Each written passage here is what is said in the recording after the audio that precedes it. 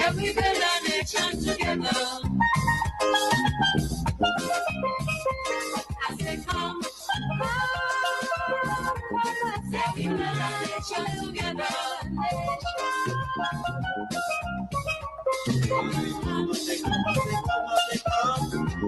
Every build a nation together. I say come.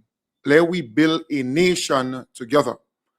A nation that we all can feel proud of. Grenada, Carriacou, and Petite Martinique belongs to all of us. And we have a duty to enhance it, to make it better. Welcome to the hub. Again, we have a unique moment in time to reason, to talk. You know, I just realized after looking at the screen, you know, today, my bone just bite me right here on my nose. So I just realized that it bit me really bad because I'm seeing it on the camera, right? The screen. But we got to continue the mission. So again, just saying, we have a nation to build and we cannot stop. We have to persist. We have to persevere. We have to keep going. I want to say to the folks on Facebook and YouTube, please share the live. Sharing is caring. Those on the radio, call your neighbor, call your friend, and tell them I am on. So again, I want to start off with some positive news. The Ministry of Agriculture, they have recorded the highest number of propagated plants. You know, NDC is big on agriculture. The Ministry of Agriculture is recording its highest number of propagated plants as it launches the 2026 National Plant Distribution Season. A total of 81,168 plants are available for distribution, including fruit trees, spices, ornamentals, herbs, forestry, and environmental species. Over the coming weeks, the plants will be distributed across Grenada, Carriacou, and Petite Martinique to farmers, schools, community groups, households, and public institutions. During a message on Friday marking the start of the season, Minister for Agriculture Honorable Lennox Andrews highlighted the government's continued investment in strengthening the sector and increasing access to high-quality planting materials. The government has been investing in strengthening our national propagation program. We have commissioned 2 new climate-smart nurseries equipped with solar power and smart irrigation to support tissue-cultured plants. Construction is well advanced on a new climate-smart administrative building at Grand Barrier Estate, powered entirely by renewable energy and supported by valuable mother plants for propagation. At the Moribo Agricultural Station, we have put into operation a new soil sterilizer, with 2 more units will follow at other stations to improve the production of healthy, disease-free planting material. An additional 5 acres of land in Grand Barrier Estate now have irrigation facilities, and we have upgraded roads and drainage at Grand Barrier and Mount Royal Estates to increase resilience and productivity. We have also strengthened the ministry's human resources with the recent recruitment of 50 additional agricultural workers to ensure our propagation stations can meet the growing demand for quality plants. This year's distribution program has also been designed to support the National Spice Replanting Initiative, taking place this weekend, which will see 40,000 spice trees planted across Grenada and the Sister Isles. Minister Andrews said the initiative is critical to revitalizing the local spice industry, which experienced more than an 80% decline following the passage of Hurricane Beryl. Building on the collaboration with the GCNA, last year where over 4,000 spice plants were distributed. In 2026, we are targeting the establishment of 300 acres of spices. This will speed up the recovery of our spice industry, boost farmer incomes, and reaffirm Grenada's identity as a spice island. Yes, so again, that's good news. Good news, big up your whole self, the Honorable Lennox Andrews. That's good news, having a lot of plants available for farmers so that they can go and purchase at concessionary rates. That's the way to go. Kudos, thumbs up. NDC has always been big on agriculture, big on agriculture. That is why the Spice Replanting Initiative was so successful. Scores of volunteers turned out on Sunday to support government's National Spice Replanting Initiative, which was carried out on farms across the country. The initiative is a program of the Government of Grenada with major support from the Ministry of Agriculture, which provided planting material and technical expertise to assist volunteers throughout the exercise. The activity also formed part of the Grenada Diaspora Homecoming celebrations being held from June 21st to July 4th. Grenada's spice sector has faced significant setbacks over the years, with Hurricanes Ivan, Emily, and more recently Beryl destroying more than 80% of the country's spice trees. The replanting initiative is intended to support the long-term recovery and revitalization of the industry. Farmers in St. David who are benefiting from the program welcome the support and praise the involvement of both diaspora members and local volunteers. It is important that we replenish our stock after so many years with the passage of Ivan, Emily, Beryl. So it is very important that we replenish our stock, and it's a very significant gesture. And I hope that more farmers could get involved in a gesture like this. But that's a really good experience. I keep saying that long we had to do it. That is long in coming. They call us the Isle of Spice, but I don't find we living up to the name. But I think after today, we're going to keep winning. Yeah, so I think that was a very, very good initiative. And I think we should not just today continue because it's a long-term process. Yes. I'm happy to get the support to replant and hope everything go forward in a very nice way. In St. George's, GIS News also captured activities at a farm of Evans Gooden in New Hampshire, where volunteers joined efforts to plant spice trees and contribute to the rebuilding the sector. But what we're doing then now in terms of planting back the spice, if we don't do that, the rest of the Caribbean is going to take over what they call the Isle of Spice. Because I have friends in Trinidad, St. Vincent, and all these places. They just hungry for me to get nutmeg. At one time, one company asking for 1,000 pounds of nutmeg I sent to GCNA. Because it's spice. And if we don't speed up what we're doing in terms of this project, we're not going to longer call the Isle of Spice. Because all the other islands is doing it and they're going to pass us. I don't know where we are now in terms of in the Caribbean as a whole having more spice than some of the other islands. So in terms of this, when they asked me again, I didn't hesitate to say yes. I'm going to get involved in planting these spices back, because we don't plant the spice, we cannot call ourselves the Isle of Spice. I'm very happy to be a part of the Diaspora Homecoming Spice Replanting Program. It's essential that after the damage is ravaged by Hurricane Ivan, that we invest in ensuring that we replant our spices. And so it's critical. It's also critical for defining Grenada, the island of spice. And it's something that I think that is unique to us, meaning within the Caribbean space, that we must continue to promote and do more of. So this morning is a great example of ensuring that we do something to maintain the tradition of our local spices. It's a wonderful initiative. And just coming up here this morning, I saw folks from the diaspora who are really proud that they got the opportunity to be involved in the spice replanting. You know, from Ivan and the Emily and so and the Beryl, you know, we have a lot of our spices that got damaged. And now seeing the people getting involved in the spice replanting is just a joy. And you can see that they are inspired by it. In the next 5-10 years, we will see the fruits of the labor that we started today. We want to be deliberate about this. We want to be serious about this. We want to rebuild our spice and local food industry.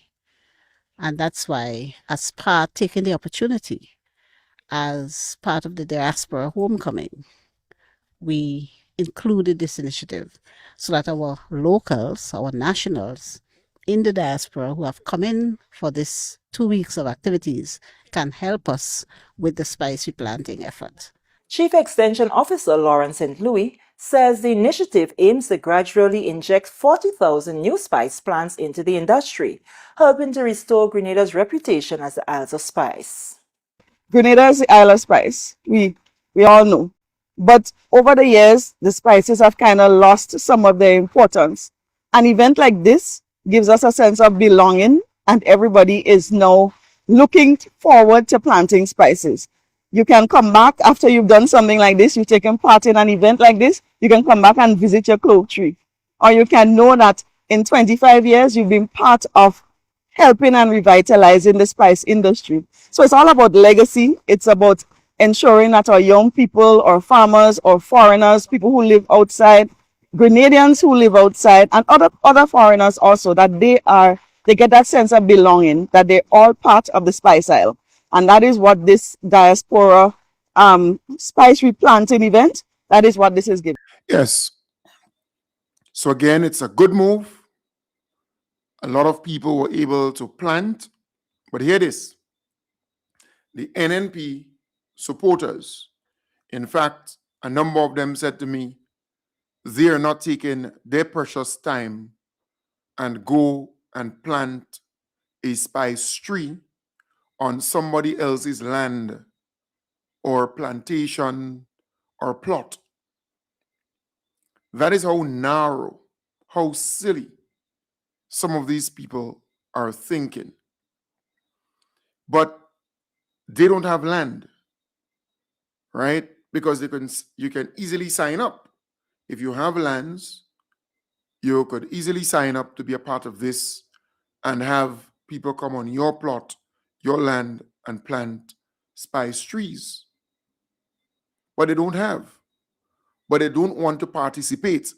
But their mindset, their thinking, that is what is dangerous. So to them, go in and plant, let's say on Mr. Brown's land, 5 acres of land, a spice tree or 2. They're helping him and not them. That is how selfish these people are.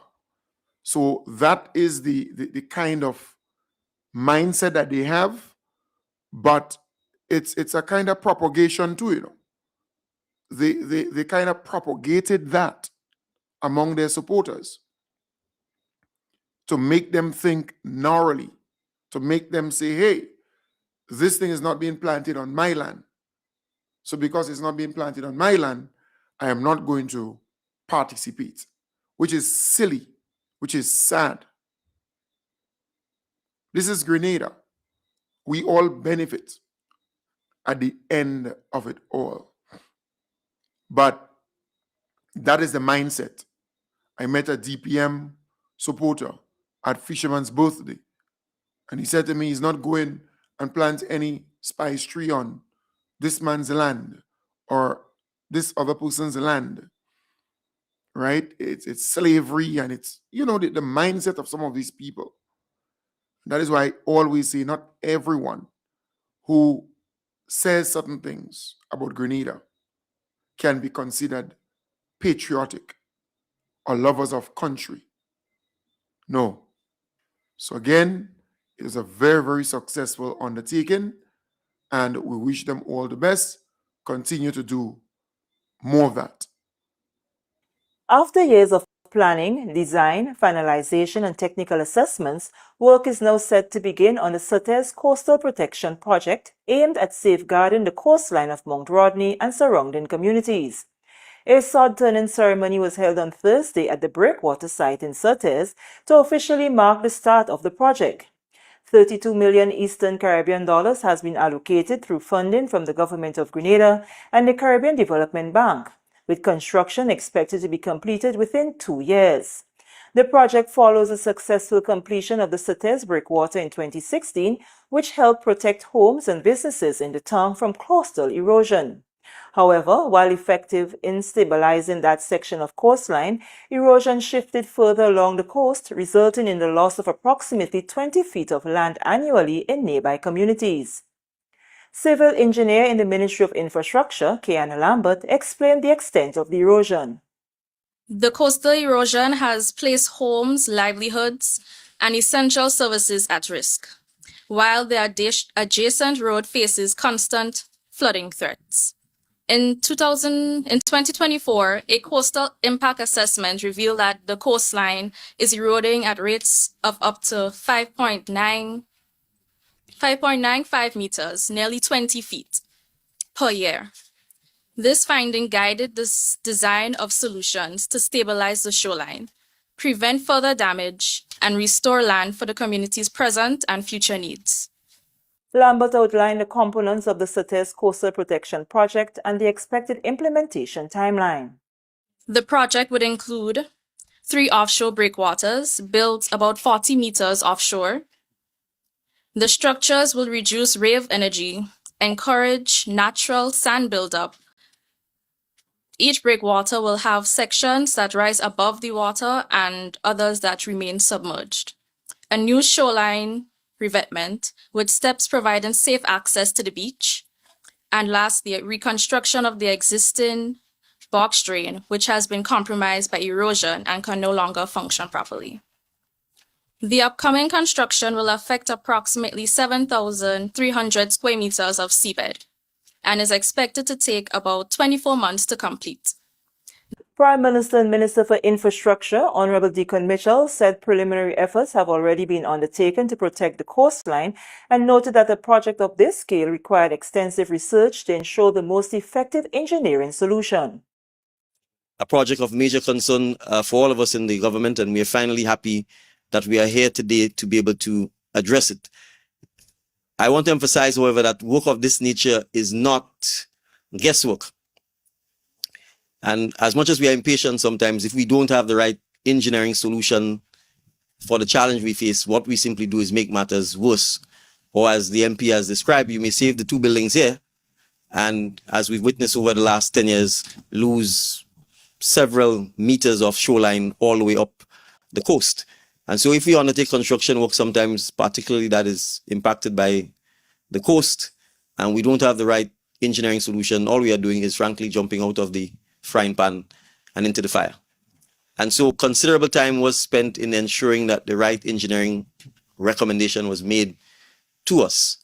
And Smith Warner, the Jamaican engineering firm that is doing the work, did considerable modeling, and I think even the prior chief technical engineer went to the UK to actually witness the simulation of the wave action, etc., to make sure that the right model and the right recommendation was given to us so that when the construction is done, we can feel relatively confident that the intended result will take place. And that is part of the reason why there was, I'm not going to use the word delay, why it took some time to make sure that we got the right engineering.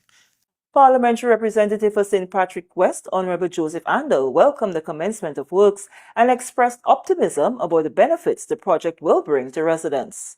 It is extremely timely that we're standing here today to symbolically start the second phase of the Sates Coastal Protection Project. It has been long in coming, and many people were starting to become impatient, including me. But there is an old saying that a hurried bird never builds a good nest. And that is what happened there. There is another saying that it is always better to measure twice and cut once. And so the time that was spent designing the project, consulting with the neighboring communities, doing the necessary environmental and social impact assessment was time well spent, because now we have arrived at the point where very soon actual work will begin on the project. Yeah, so kudos to the Honorable Joseph Andel and the Most Honorable Deacon Mitchell and the team. They're doing a fantastic job. And the people in Sautez, Mount Craven, Mount Rodney, Mount Alexander, they're happier. They're happier to see the work that the NDC did with all of the stones that they packed nicely to control and to mitigate against the coastal erosion and loss of land, beaches, property across the board. So they've done an extensive piece of work there. I happened to see it only recently, a really, really good piece of work. So now they're going to start the second phase of the Breakwater project, and that's really good. All right, nice. So by now, you know, the NDC administration signed the contract for 4 medical stations to be upgraded, 4, and they've already done 5 medical stations, and there is about 2 or 3 ongoing already in terms of upgrades. The refurbishment of the Grand Bras Health Center and the New Hampshire Medical Station took a step closer to reality, with project stakeholders signing contracts at a brief ceremony on Monday. Minister for Health Philip Telesford described the occasion as another major milestone in the health sector strengthening project and the development of the primary healthcare sector. It is not only my honor to officially witness the signing of these contracts for the refurbishment of Grand Bras and New Hampshire facilities, but it's also our honor to continue to develop the primary healthcare sector so that our citizens can benefit from care at facilities closest to them. The project, valued at approximately $9.97 million, includes the provision of equipment and workforce development, as well as the rehabilitation of 4 health facilities, including the River Sally and Hermitage medical stations. The initiative is financed through loan agreements with the Caribbean Development Bank and the European Investment Bank, with counterpart funding from the Government of Grenada. At Grand Bras, the upgrades include the reconstruction of the reception area, rodent-proofing measures, and improvements to the laundry and kitchen facilities, based on consultations with stakeholders. Telesford says these improvements will provide more modern and functional environments for patients and staff. The upgraded facilities will support improved patient flow, greater privacy, enhanced accessibility, stronger infection prevention and control measures, and a better overall experience for persons seeking care. While thanking the project team for its contribution, Telesford urged the contractor, Grenmac Construction Incorporated, to deliver on its commitment to the people of Grenada. These facilities belong to the people of Grenada, and the standard of work delivered must reflect the quality that our citizens deserve. According to the minister, upgrades have already been completed at 5 health facilities, with 7 additional facilities currently under construction or renovation. Both the Grand Bras Health Center and New Hampshire Medical Station will remain closed while work continues. Yes, so this is good. This is great. And I say to people, but the NNP was in power for 23 years and a half. Why they never saw the need to refurbish those medical stations? They talk so much about health care, but here is the NDC not talking, but acting. Primary health care is a priority for the NDC administration because you want to ease up the traffic at the general hospital. Things that can be done in the clinics or the medical stations must be done there. But you have to have the facility equipped for that. And I love what they're doing. So big up your whole self, the Honorable Philip Telesford. So the Westerhall Medical Station completed, the Good Hope Medical Station completed in terms of renovation and upgrades, the Hillsborough Medical Station completed, the Victoria Medical Station completed, and now, The Grand Royal Medical Station, work is ongoing. The Sutter's Medical Station, work is ongoing. And now they have the River Sally Medical Station, the Hermitage Medical Station, the Granborough Medical Station, and the New Hampshire Medical Station. You know that they are doing some work at the Princess Alice Hospital. So there will be a brand new Princess Alice Hospital. But in the meanwhile, they are doing some repairs, some upgrades there still, so that that facility can serve the people of St. Andrew and St. David, and to a certain extent, St. Patrick. They're also constructing a psychiatric hospital at Maribor. You know, we say the crazy house or the madhouse, but it's a psychiatric hospital. So they're constructing that. Drawings done up, and a number of things have been done for that project. So a lot is happening. But I challenge the NNP. You were there for all of these years. Why you never saw it important to refurbish or to upgrade those medical stations? You look at the police station. Yep, the police stations across the island. Who came in office and upgraded them, refurbished them, repaired them? The NDC. The police headquarters was provided for the RGPF. St. Paul's police station refurbished. Hillsborough police station refurbished. The Grenville police station, they have to demolish that whole building. It's not fit for purpose. And they've already gotten a place for the police station and the police officers. They retrofitted that building. So that's where they are. But they have to demolish that whole structure. But it's always the NDC to come and do all of these things.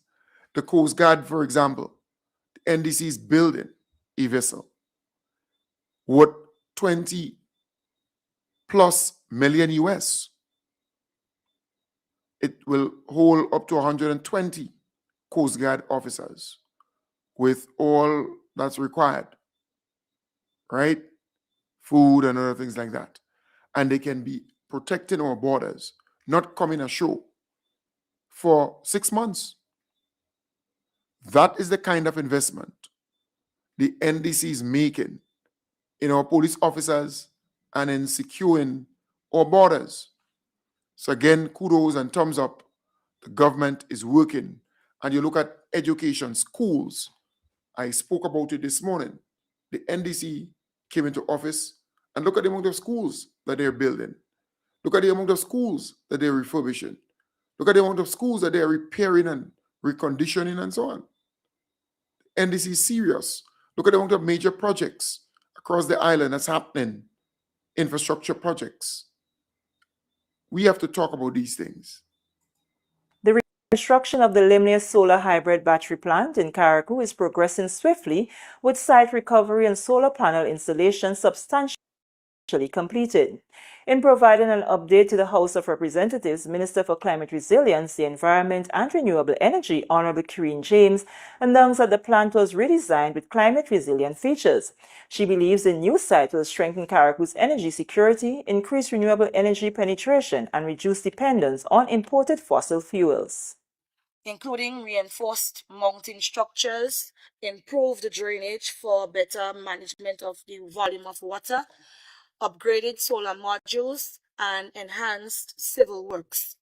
Site recovery, major civil works, and solar panel installations are substantially completed, Mr. Speaker, and electrical works have commenced. Importantly, Mr. Speaker, the battery energy storage system, or what we call BESS, B-E-S-S, remains intact and in excellent shape. So we do also have a robust battery storage system to ensuring that we can also support GrenLec on the venture of modernizing.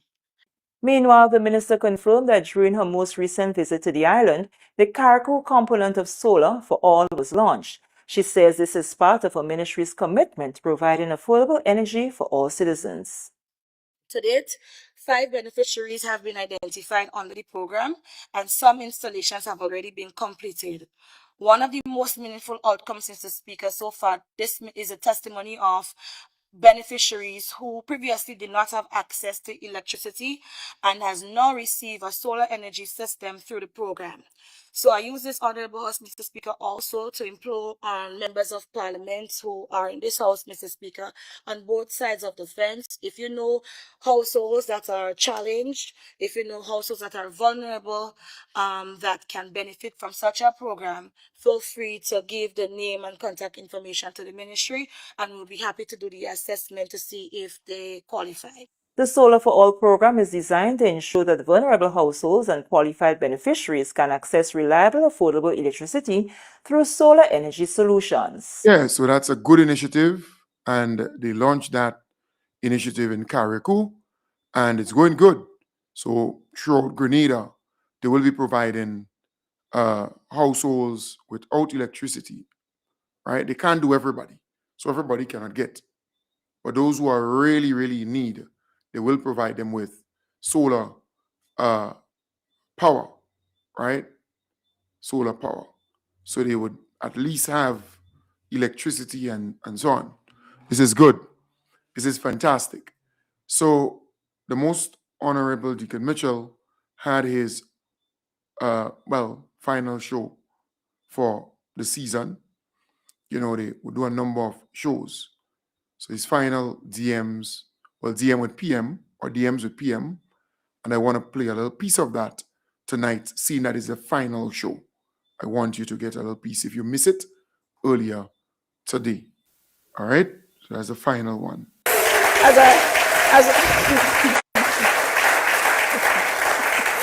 As a matter of fact, I think we want a full view. We just saw you sauntering across. So we need to stand and look. That's more like it. 360. I'm not practiced at this, so forgive me. No, the outfit is outfitting. All right, so still in the diaspora, what does the Grenadian diaspora mean to you as Prime Minister and a fellow Grenadian? Well, I should start by, in a sense, giving a little bit about my own personal experience with the diaspora. Both my parents migrated to the UK and to Canada, respectively, for an extended period of my life. So, and most of my siblings, except for one, are current members of the diaspora spread over London, California, Washington, Toronto. So, in a sense, I feel part and parcel of my own experience has been constant interaction with the diaspora. And I think when the MC for this morning's program talked about growing up and always having an aunt or an uncle or sister or brother in the diaspora, I think that rings true for most Grenadians. So we understand, I think, the role the diaspora has always played in the lives of Grenadians, and it represents, I think, a search for improvement. I don't think people migrate simply because they want to migrate. Oftentimes people migrate because there are push or pull factors, but there's always a willingness to come and to give back and to help support what's happening here. So that has been my own experience. I could certainly say, for example, both my parents, I think, economically, are better off for having migrated to the diaspora, but having done so, they are both back in Grenada.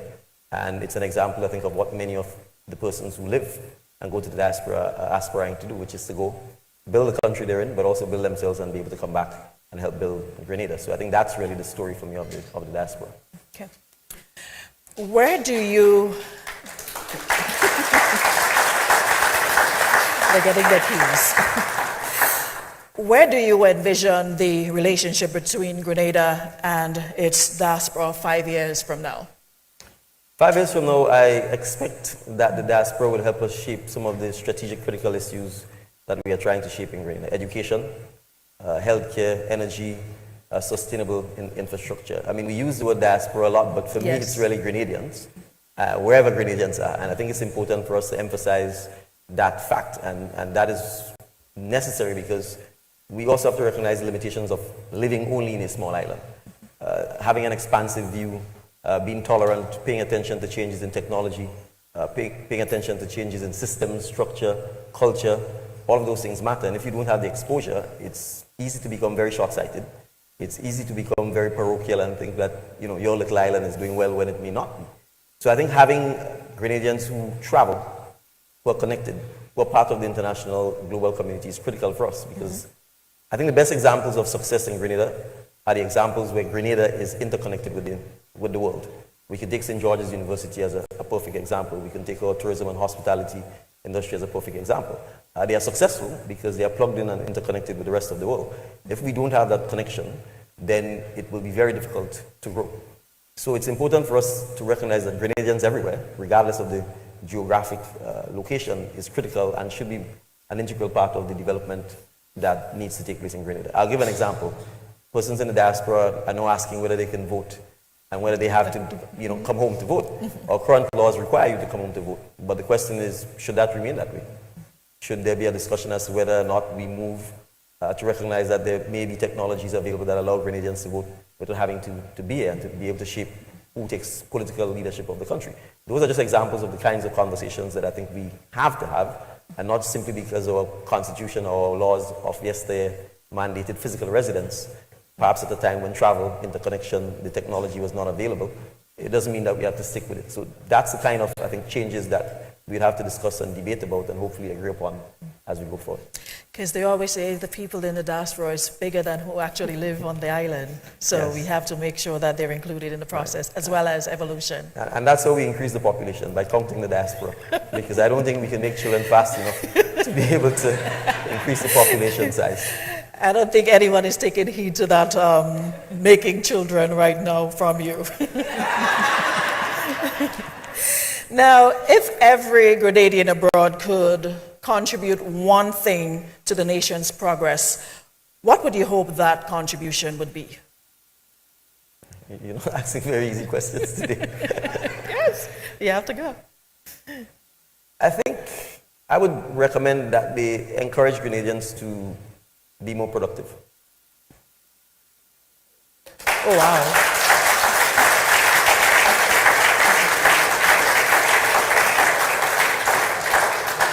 I think it's important for us to recognize that countries that are successful because their people are productive. There's no other way to skirt around this. There's no other way to avoid this. You can't be productive by not working. And that productive is not just in a sense physical or manual labor, but it's also being solution-oriented, being creative, looking at the problems and trying to find solutions to them, and whether those solutions lead to economic prosperity or political cohesion or social cohesion. That's what is going to build a country. You simply cannot get up every day and exist and then hope your country will be successful.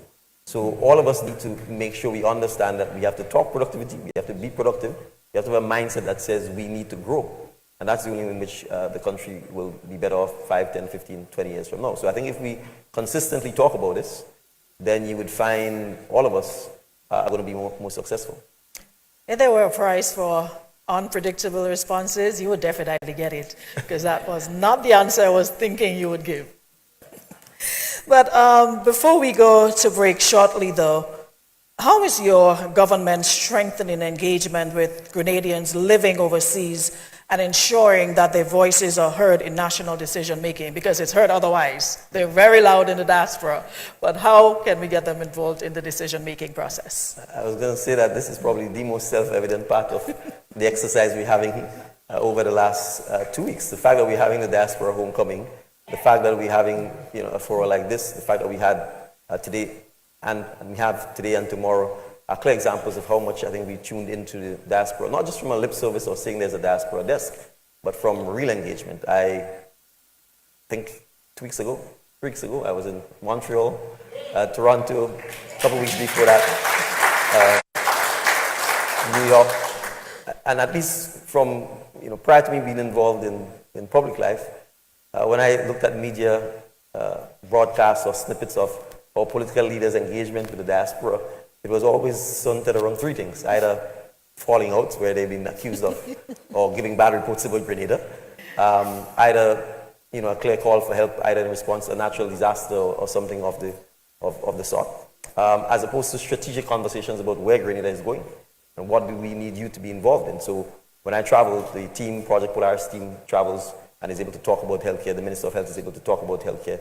the Minister of Foreign Affairs is able to talk about the things we need them to do. So the engagement is ensuring that the diaspora doesn't think this is just about tokenism. I've talked about the fact that many of our leading statutory bodies are actually led by persons in the diaspora. And it's important for us to appreciate that the statutory bodies in Grenada control more of the country's assets than the central government. If you come to our GrenLex and NOASAs and Airports Authority and Port Authority and Solid Waste Management Authority, they control perhaps $2-3 billion of assets compared to the central government's $1 billion annual budget base. So the leadership of these institutions are very critical to the direction in which the country goes, and it's important therefore for us to ensure that we leverage the human capacity that the diaspora has to help us move a lot of these organizations into the area that we need them to go. And I could just give examples. I mean, Damian Dolan, who's sort of our chief advisor on Project Polaris, is a member of the diaspora. Andrea St. Bernard, who came back, is in a sense also a returning member of the diaspora.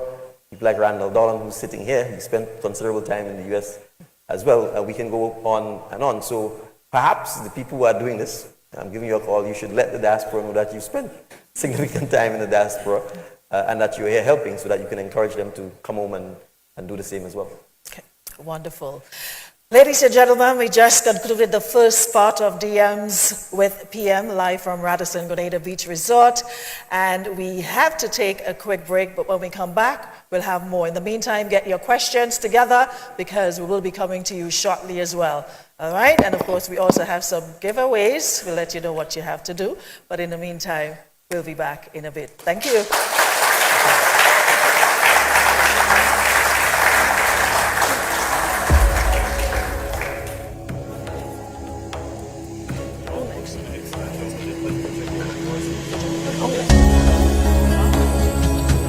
Victory.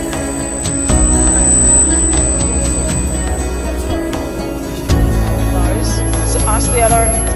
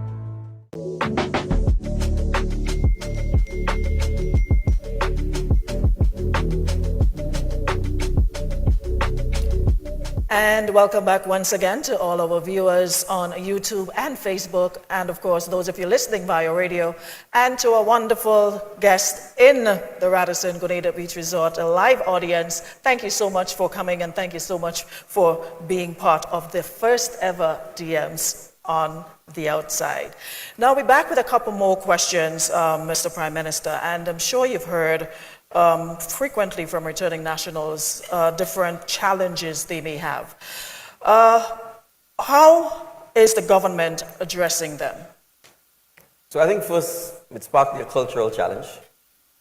If you live in a society that is much larger, much more organized, coming back to island life requires, in a sense, an adjustment to what has happened.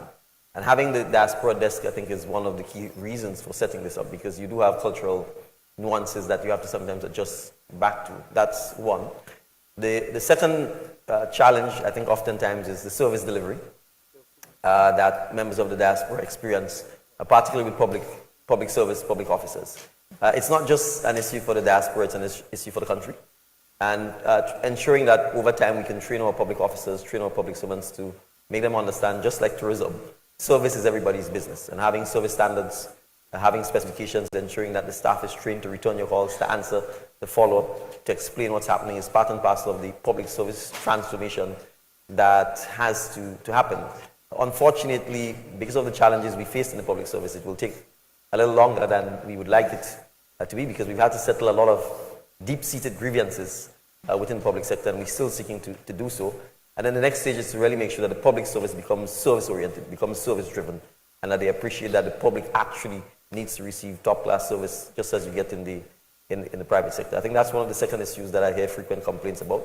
And then the third one would be the modernization of, I think, government services itself. And that means moving a lot of this onto digital platforms that can allow the diaspora and citizens at home to be able to have access to government services 24/7. And that eliminates a lot of the personal biases you find when human beings are left to make decisions about whether to process your file quickly or not. So digitizing a lot of the services, whether it's passport services, whether it's tax filing services, all part and parcel of what the government is currently embarking upon, so that we can make a lot of these services a lot more affordable, a lot more accessible, and actually a lot more efficient, both from a government perspective and from the citizens' perspective. So those are three main areas that we are working on. And then the fourth, I think, is making sure that we are a lot more specific in terms of where we think the diaspora can play a meaningful or critical role. And we've begun to identify those areas. For example, housing. That's one area that I think the diaspora is clearly interested in.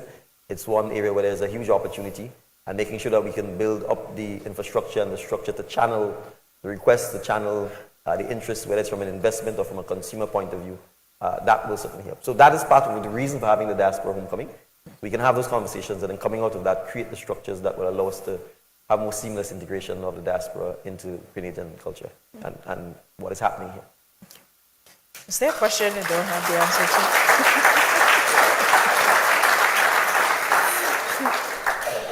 You know what I really wish one day? That I ask you a question and you'd say, I don't have an answer. I thought I've done that before, but... No, you haven't. Okay, well, I'll try. We're yet to see that one. Now, how can members of the diaspora contribute their skills, expertise, and networks to support Grenada's transformation or Grenada's development agenda? I could say I don't have an answer. But you will give an answer. Well, I think they're doing so already. I talked about the examples of serving on the statutory bodies and boards. A second area I would think is mentorship, particularly at the secondary and high school level. I know of some persons in the diaspora who have already taken an approach of adopting schools so that they can actually, whenever they're on vacation, and you don't have to come for that purpose, but if you're visiting family and friends, for example, you can dedicate a day or two of your time to visit our schools, to take on mentorship with students, with teachers, with principals, with parents, particularly to make sure that the children in the school understand that there is no limit, or there ought not be limits to their ambitions. So I think successful Grenadians, one of the critical things you can do is be a hero to a young Grenadian, be an inspiration to a young Grenadian, because that is what kids want. They want to emulate someone. And so when they meet someone who's successful, who's traveled the world, but who's still humble and who's still prepared to come back and give back to Grenada, I think that's one of the greatest things persons in the diaspora can do. It certainly would, I think, leave a memorable impression on the kids.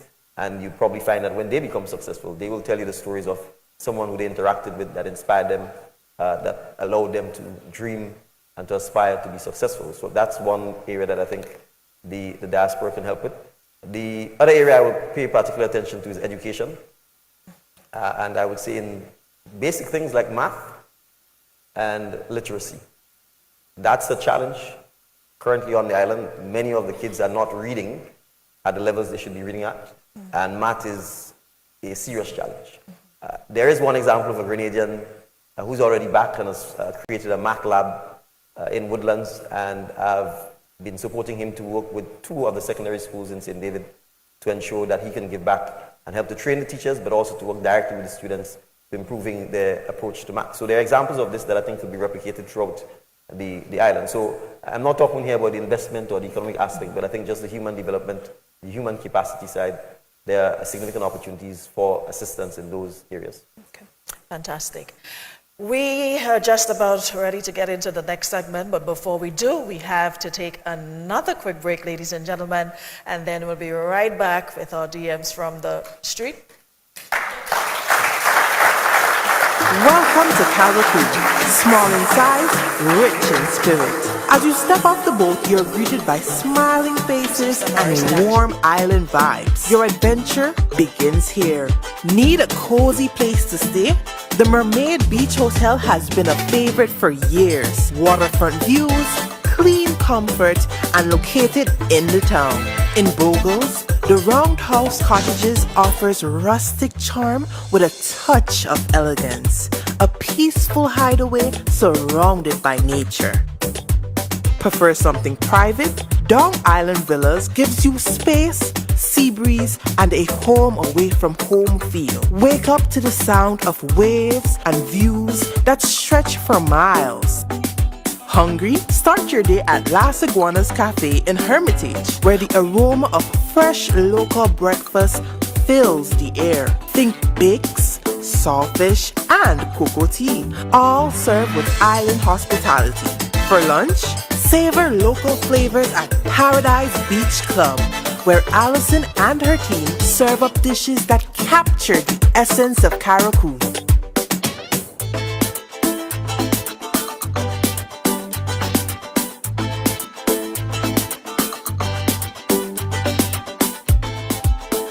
Are you craving something quick and cheesy? Tina's Pizza is the local go-to spot. Hot, fresh, and always satisfying. As the sun sets, unwind with dinner at the original Slippery. Sip on a cocktail, enjoy gourmet dining by the water, and feel the calm of Carriacou wrap around you. It's the perfect end to your day.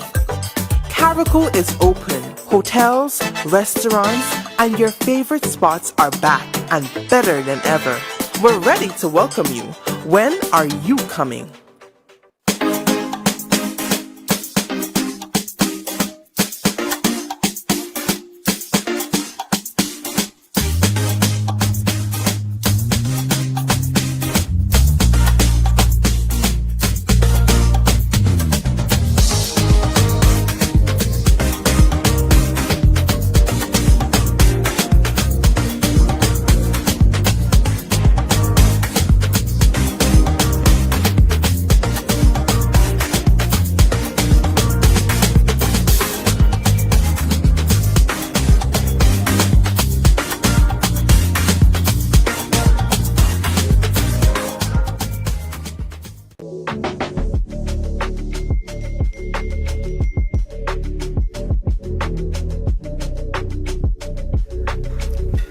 And welcome back once again, everyone.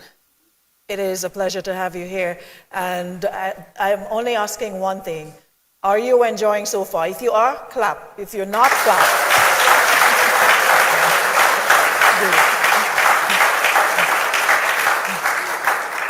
Nobody's falling asleep, right? Right, great. All right, like we said, it's about the different segments. And of course, we are not in our actual studio, but we are in our Radisson Grenada Beach Resort studio. And it's about the Diaspora Homecoming. It's about you, the folks from the diaspora, here today to ask your questions. But before we get to you, I want to go to my co-host, Norris, with DMs from the Street. Hi, I'm yours truly, Norris Francois. No, we are not in the streets of Grenada, but we are coming to you live from Radisson's Crown Ballroom with our special edition of Diaspora Homecoming, where you get the opportunity to ask the Prime Minister your questions directly. And yes, this is the season finale of DMs with PM. So come with me as we get the DMs from the hall, from the people that matter.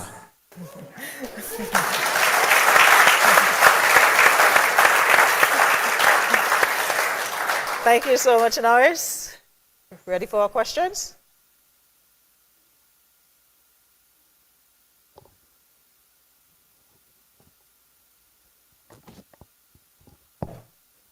Yeah, 1, 2.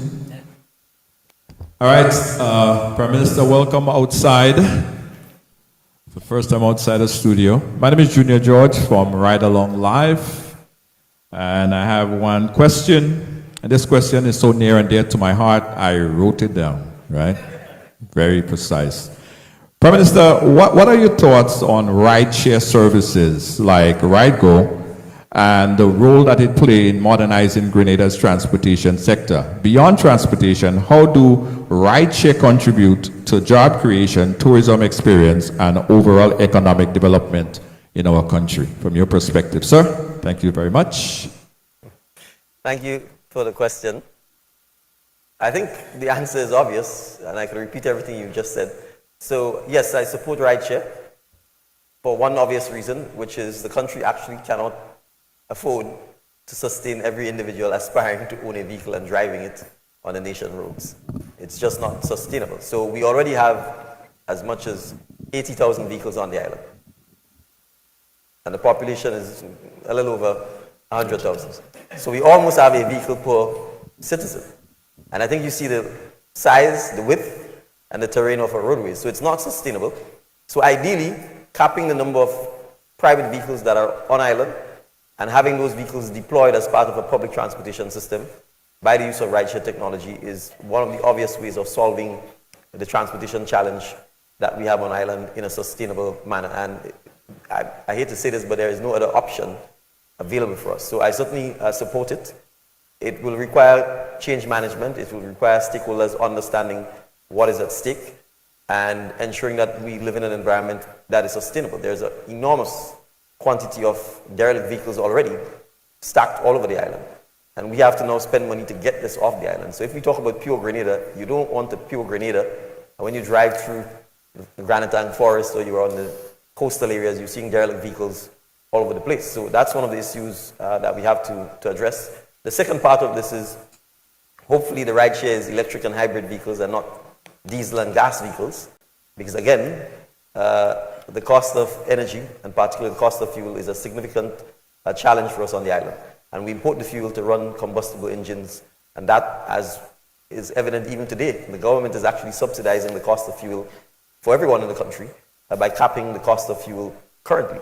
So even that is another challenge that we have to face. So from an employment point of view, obviously, lots of drivers, which means employment. From a sustainability point of view, it means reducing the number of vehicles that get onto the roadway.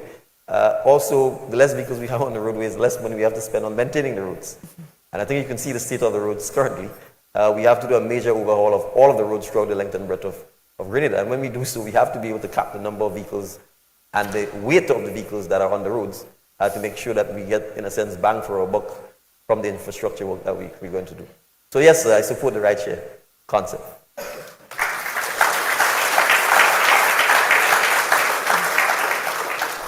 We have another question.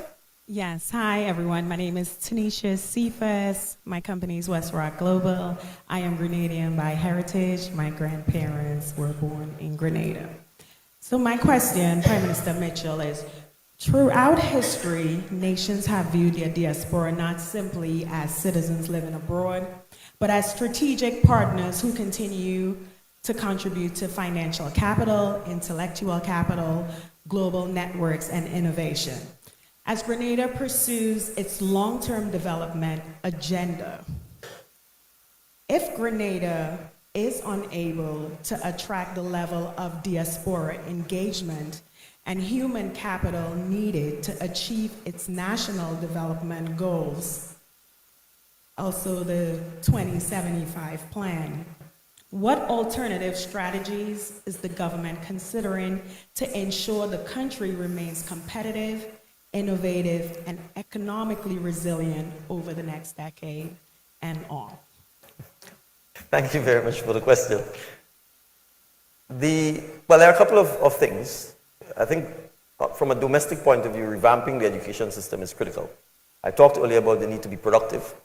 And if you don't have a well-educated population, it's difficult to imagine the population being productive or being productive in a manner that drives high-paying jobs or economic activity that is required. So the revamping of the education system is something that must happen regardless of whether we are able to attract the sort of investment that we need from the diaspora or from any third-party sources. So that's the first thing. The second issue is that from a diplomatic, political alignment perspective, we are deliberately pursuing a strategy of direct engagements with countries and continents where we see the growth coming from and where we believe those countries have excess liquidity and that they are more inclined to partner with developing nations. So you would see, for instance, that we've deliberately pursued an African diplomatic strategy. This is not by coincidence. Even if you ignore all of the natural, historical, cultural links with Africa, even if you ignore that, the reality is obvious. Africa has the youngest population, By 2050, it's projected to be the most populous continent on the planet, and it is clear that the economic growth is going to come from Africa. So from an economic partnership point of view, it's obvious that and I would say it is better to be there early rather than late. So it is better to go in when the African countries themselves are seeking to develop, rather than waiting for them to be developed and then trying to have this sort of diplomatic, economic, or political ties that we have. But obviously, there's a natural reason why we should do so, given our ancestry and our history. That's one example. We've pursued deliberate diplomatic and political relations with the GCC countries, the Arab countries, whether it's Saudi Arabia, whether it's Qatar, whether it's the UAE, again, for obvious reasons. The one part of the world that has a bit of excess liquidity, and I think if you look at their own development over the last 50 years, these are countries you can learn from in terms of the very deliberate strategies pursued by the leadership to develop the countries and to put the countries on the map. And then thirdly, there are emerging countries, I would say particularly from Eastern Europe, anything that ends with Stan, Kazakhstan, etc., where we will be pursuing, obviously, I think a lot more diplomatic and economic ties with those countries, again, for the same reasons that we've given. That aside, we are also very much keen on solidifying our relationship with our traditional partners and in ensuring that we explain to them the challenges that our countries face from a development point of view. The main one being climatic and weather-related shocks, which they are responsible for. So that's sort of the strategy that we are pursuing. And then finally, I would say doubling down on our interconnection with the world. Right? Isolating yourself is not going to lead to economic development if you're a small island. So there are areas that we are very keen to pursue outside of the economic diplomatic areas. Logistics is one of the key issues that we think could ensure that Grenada remains a successful country. And that means modernizing our airport, modernizing our seaport, modernizing our data and internet capacities, and also making sure that we pursue a friends of all, enemies of none